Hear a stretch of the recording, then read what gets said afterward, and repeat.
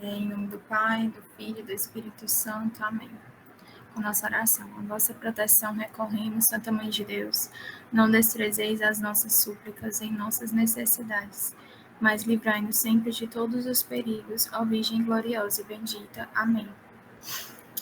Hoje a gente dando continuidade à terceira semana, né, que a gente está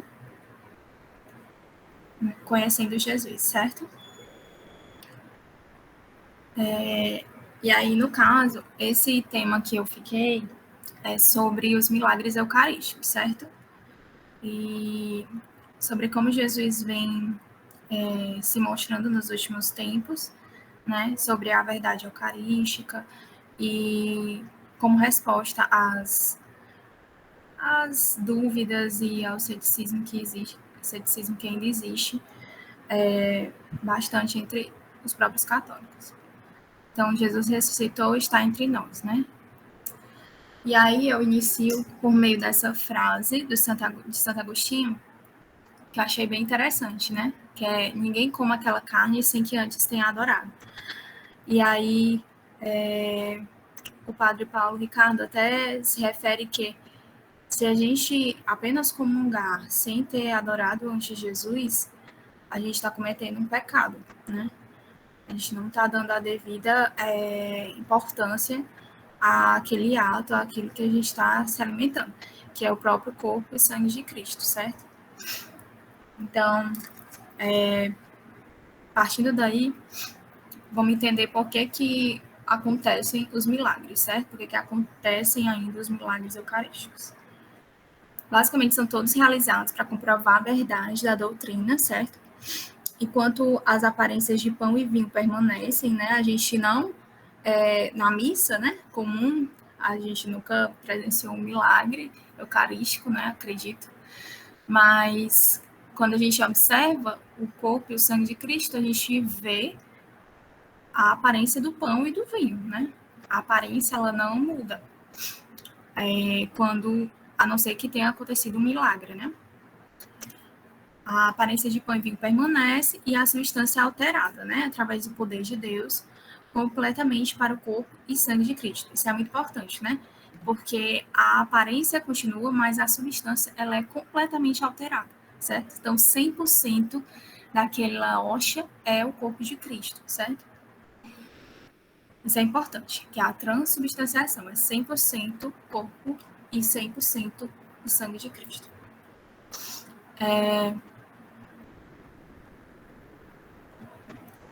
Aí, no caso, é aqui. Eu errei o tempo aqui. No tempo de São Cipriano, no século III, alguns pastores começaram a admitir qualquer uma comunhão, certo? Basicamente, no início do milênio, as pessoas não tinham dúvidas sobre a Eucaristia. Elas comungavam e acreditavam fielmente de que eram o corpo e o sangue de Cristo. Não havia problemas em relação a isso. A própria igreja tinha isso muito claro, né, e ainda tem. E os cristãos, falando a igreja, os cristãos, né, a Assembleia, tinha isso também de forma muito devota e, enfim, adoravam e tinha toda uma reverência em volta da mesa eucarística. Nos últimos tempos, né, começaram as heresias, e aí a gente traz aqui, no tempo de São Cipriano, aqui alguns pastores, né, começaram a admitir qualquer uma comunhão. Então foi começando a banalizar o sacramento da Eucaristia, certo? Tipo, você não precisa fazer penitência, você não precisa se confessar, você não precisa estar em estado de graça para se aproximar da mesa do Senhor. E isso ocasionou já algumas manifestações, né? As pessoas se aproximavam dignamente e vomitavam, passavam mal. Isso por um processo de envenenamento, né? Entre aspas, após comungar.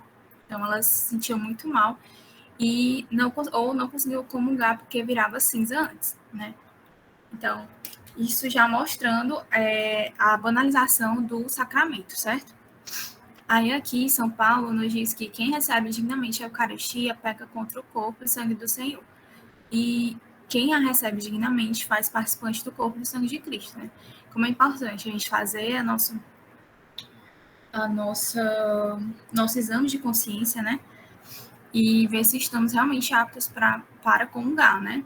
Não fazer daquilo apenas algo automático e monótono, sabe? Mas ter plena consciência de que cada missa, aquele sacrifício está sendo renovado, né? Aí, como eu falei, iniciaram essas heresias, né? Diversas heresias de padres e da própria igreja mesmo, né? E a igreja pedindo para eles se retratarem e tudo mais. E o ápice das heresias foi em Lutero, né? Com o protestantismo. Então, os nossos irmãos separados, né? Eles negam Jesus inteiramente presente na Eucaristia, né? Eles falam que existe uma ceia e que o pão e o vinho é uma representação, né? É um símbolo do corpo e do sangue, né? Eles não acreditam na transubstanciação, eles acreditam numa consubstanciação, que a substância do pão está ali junto da substância de Cristo. Tá? E alguns acreditam que nem tem substância de Cristo nenhuma, né? Que é só o pão representando ali a ceia. E isso é completamente equivocado, né? E combatido pela igreja, certo? Mas é isso que até hoje eles acreditam, certo? Eles fazem essas ceias com o pão e eles colocam como se fosse um símbolo, certo? Não acreditam que é o corpo de Cristo. Muito embora nas escrituras, né, a gente tem essa confirmação. Como diz aqui, a minha carne é verdadeira comida e o meu sangue é verdadeira bebida. Se esse fundamento que o próprio Senhor nos diz, né, não estivesse tão claro, enfim, não dá para defender. Deus operou e continua a operar inúmeros milagres eucarísticos, né, para mostrar aos homens que ele é fiel às suas palavras, né, que o que ele falou é uma verdade, que tudo que ele fala é verdade, óbvio, e que o sacramento da comunhão não é um faz de conta, né, não é um símbolo, uma simbologia, uma representação, um teatro, não, é a sua presença viva e real que se renova a cada Santa Missa, certo? Nos altares do mundo inteiro. Isso é muito incrível, se pensar que em cada local do mundo, Jesus se doa com aparência de pão e vinho, mas é ele vivo e ressuscitado. E aí, basicamente, esses milagres, né? Alguns, as hóstias sangram, né? Em outros, elas se transformam em carne mesmo, né? Em carne humana. E a aparência do vinho e sangue. Em outras, a hóstia levita, ou enfim, começa a ser iluminada, a se iluminar, ou era preservada por um longo período de tempo. E aí a gente vai ver uma série de milagres agora, que são conhecidos, e muitos, vocês vão ver que passaram por diversos processos de investigação e são verificados como verdadeiros, certo? Que esses milagres aconteceram de verdade. Então, vão começar em Lanciano, na Itália, em 700, quando um monge da Ordem de São Basílio estava celebrando na igreja, e terminada a consagração que ele realizou, a hóstia transformou-se em carne e o vinho em sangue depositado dentro do cálice, certo? Essa é bem conhecida, né? Tanto que todos os anos espera-se, né, que a hóstia transforma-se visivelmente em carne e o vinho em sangue, né, dentro do cálice. O exame das relíquias, segundo os critérios, né, científicos, foi efetuado e comprovado, né, que se tratava realmente de fibras musculares estriadas, né, pertencentes ao miocárdio. Aí aqui tem uma imagenzinha, não sei se dá para ver a seta, certo? A imagem do coração cortado no meio, certo? De forma que tivesse passado uma espada no meio do coração mesmo. E a gente vê essa imagem aqui recortada. E aí, o miocárdio é o músculo do coração, certo? Então, essa parte mais grossa aqui, ó, no meio.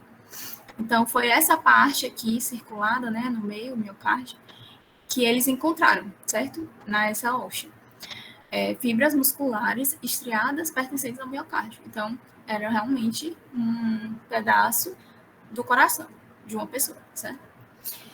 Quanto ao sangue, trata-se de sangue humano, e o sangue que havia lá, né, foi feito a tipagem sanguínea, e era o sangue do grupo AB, né, que era um sangue comum aos judeus. E também foi o tipo sanguíneo encontrado no Santo Sudário, certo? Pelo professor Pierre-Louis, eu não sei falar o nome direitinho, Raymond Bolon. Então, assim, tudo sendo muito coerente, né? Jesus sempre muito coerente. Óbvio que para ser um milagre tinha que ter tudo isso. E, assim, como vocês podem ver, a igreja se preocupa sempre da veracidade dos fatos, né? Então, eles realmente vão atrás de investigar direitinho até dizer que aquilo é uma verdade, que é verdadeiramente um milagre. E, apesar da antiguidade, a carne e o sangue se apresentam com a estrutura de base intacta e sem sinais de alterações substanciais. O que é isso? É que, mesmo com o tempo, por exemplo, se a gente pegar qualquer carne humana, né, qualquer pedaço, por exemplo, o coração de uma pessoa falecida, e deixar ele em qualquer ambiente, assim, sem colocar nenhuma substância que preserve, ele vai apodrecer, né? Ele vai se... como é que eu digo? Ele vai se desfazendo, né? Vai acontecendo com o tempo, as condições, dependendo das condições que ele está submetido, ele não vai ficar intacto. Mas essa carne, esse sangue ficaram intactos, certo? Sem alterações de morte celular, coisa do tipo, certo? Ficaram frescos ainda. Outro milagre foi em Ferrara, em 28 de março de 1171, que aconteceu na Basílica de Santa Maria, preparados por... Na época tinha essa heresia de Berengário, que ele negava a presença real de Cristo na Eucaristia. E, se eu não me engano, Berengário, ele era um padre, certo? Ele negava a presença real, ele não acreditava. Aos 22 de março, o padre Pedro de Verona, com 3 sacerdotes, celebravam a missa de Páscoa. No momento de partir o pão consagrado, a hóstia se transformou em carne, da qual saiu um fluxo de sangue que atingiu a parte superior do altar, cujas marcas são visíveis ainda hoje. O que essa milagre também corrobora com o fato de muito sempre os milagres, a carne que se transforma geralmente é do coração, né? E o que bate direitinho com a anatomia mesmo, né? Que o sangue, o coração tem um fluxo de sangue muito alto e, por exemplo, se a pessoa sofreu um acidente e pegar artérias importantes próximo do coração, o fluxo de sangue vai ser isso aqui, bem de monte mesmo, sabe? Bem importante, um fluxo bem alto. Por isso que tem, dependendo do acidente, né, a pessoa morre instantaneamente, porque perde uma grande quantidade de sangue. Então, bate direitinho com a coerência do Senhor, né, nos milagres, de sempre colocar a parte que sempre está lá na hóstia, né, ser a do coração, certo? O milagre eucarístico de Santarém, em Portugal. Isso foi em 1247. Vendo que sempre, cerca de 100 anos depois, né, quase.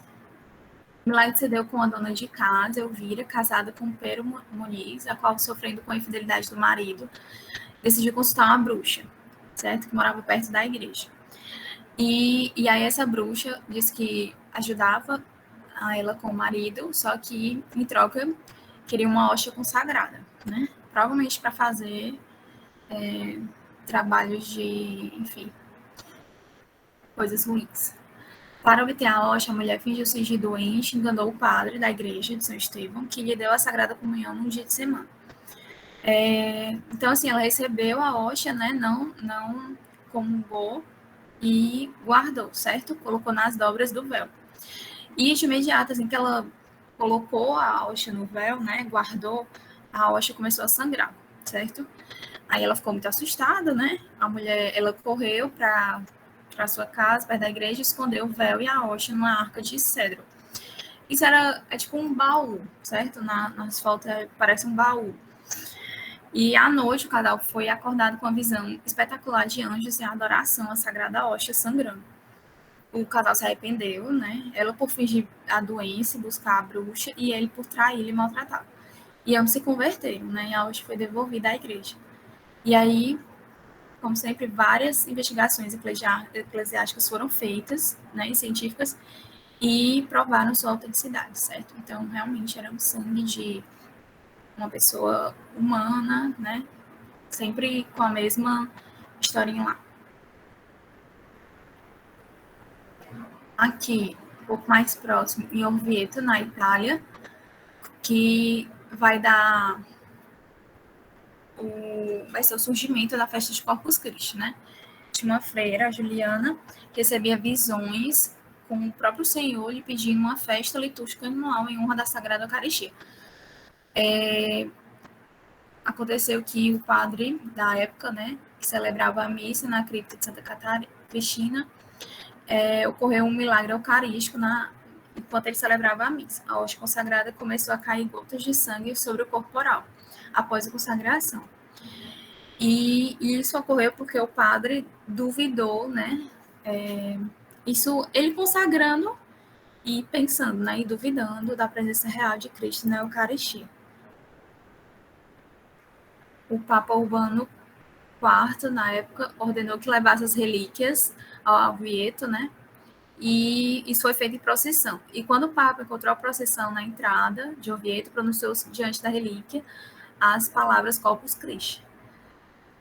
Em 1264, o Papa aprovou a bula Transitorus de Mundo, onde prescreveu que na quinta-feira, após a oitava de Pentecostes, fosse oficialmente celebrada a festa em honra do Corpo do Senhor, que é a festa de Corpus Christi.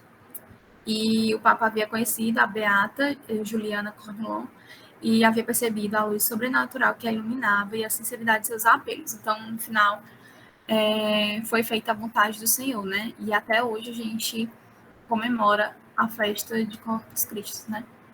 Graças a Deus. O Papa Clemente confirmou a bula, tornando a festa da Eucaristia um dever canônico mundial. E é o único dia do ano que o Santíssimo Sacramento sai em procissão às nossas ruas, né? Então, é um dia para se comemorar, né? Recente, tendo em vista a história da igreja, que dando a devida reverência ao corpo do Senhor. Agora, em Ofida, na Itália, 10 anos depois, uma devota imprudente realizava práticas supersticiosas com a Eucaristia, e uma dessas profanações, parecida com a história lá da bruxa, né, ela se transformou em carne e sangue. E aí foram entregues ao padre da época e são conservados até hoje, né? Provavelmente, se forem pesquisar agora, vai dar a mesma característica de fibras musculares do miocárdio, com o mesmo sangue, tudo batendo direitinho. Agora, em Cássia, na Itália, em 1330. Essa é interessante também. O sacerdote foi levar a comunhão enfermo, e aí ele estava muito apressado e colocou a hóstia dentro do livrinho dele, né, o breviário, para levar o doente grave. E isso foi uma forma desrespeitosa, né, com a hóstia consagrada. Isso mostra o descuido que alguns padres, né, provavelmente ainda devem ter esses descuidos, e nos alerta, né, sobre esses milagres, nos alertam muito, né, sobre o cuidado que a gente deve ter com a Sagrada Comunhão. No momento que ele abriu o livro, ele viu que a hóstia se liquefez e se reduziu quase a sangue e molhou as páginas do livro. Então ele percebeu, né, apressou em entregar o livro, a hóstia a um frade, que levou para a cidade da época e para Cássia a outra página, onde a hóstia ficou presa. A primeira página se perdeu, mas a relíquia chamada de Corpus Domini é atualmente venerada na Basílica de Santa Rita. E aí está aqui a foto, né? Foi colocada no extensão. Um pedacinho da página. Em Turim, na Itália, em 1453, ocorreu uma guerra no Ducado de Milão, né? Que agora é a cidade de Milão. E os piemonteses saquearam a cidade, e ao chegarem à igreja, forçaram o tabernáculo, tiraram o ostensório de prata, no qual se guardava o corpo de Cristo, né? ocultando dentro de uma carruagem juntamente com os outros objetos roubados. Então, estavam saqueando a cidade e saquearam a igreja também. Né? E dirigiram-se para Turim. Na altura da igreja de São Silvestre, o cavalo parou bruscamente, né?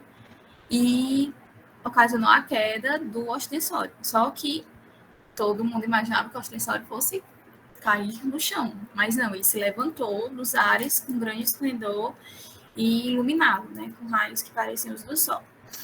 Então, a gente pode, aqui nessa imagem, né? Nessa pintura. Seria esses raios aqui, ó. Essa parte mais branca, certo? Aí os espectadores ficaram, né? Abismados, como nós não ficaríamos. Chamaram o bispo da cidade, foi prontamente ao local, aí, nesse caso aqui o bispo, né, com o cálice. Quando chegou, o acessório caiu por terra, ficando o corpo de Cristo nos ares a emitir raios refulgentes. O bispo, diante dos fatos, pediu que ele levasse um cálice, e aí, dentro do cálice, ele desceu a hóstia e foi levado para a catedral. E agora com grande solenidade. Né? Trataram o corpo de Cristo de forma tão como se fosse qualquer coisa, e aí depois que viram, é verdade, né? Realmente o Senhor. Aí eles trataram com grande solenidade. Né?